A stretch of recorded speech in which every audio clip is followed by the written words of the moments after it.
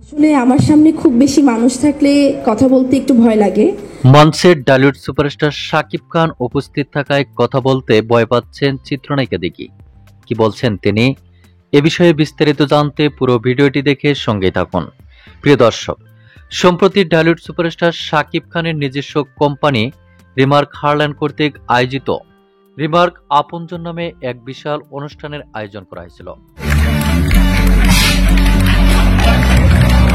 সেখানে উপস্থিত হয়েছিলেন ডালিউড সুপারস্টার শাকিব খান সহ বেশ কিছু তারকা অভিনেত্রী, যাদের মধ্যে চিত্রনায়িকা দিঘি, পরিমণি, বিদ্যা সিনহা মিম ও পূজাশ্রী সহ আরো অনেককেই দেখা গিয়েছে।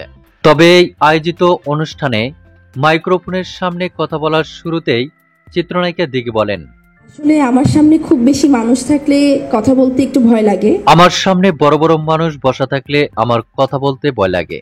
আরো এত বড় বড় মানুষরা আছে, তখন আরো বেশি ভয় লাগে যে কি ভুলভাল বলে যাব। কথা বলতে গিয়ে হয়তোবা ভুলভাল বলে ফেলবো, পরে সেটা নিয়ে আমাকে অনুশোচনায় পড়তে হবে।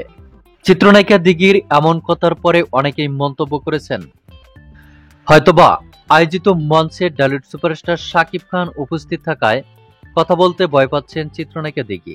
এমনই একাধিক মন্তব্য রয়েছে সোশ্যাল মিডিয়ায়।